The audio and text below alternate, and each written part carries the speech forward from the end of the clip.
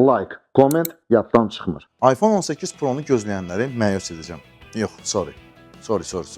Mən yox. Insiderlər məyus edəcək.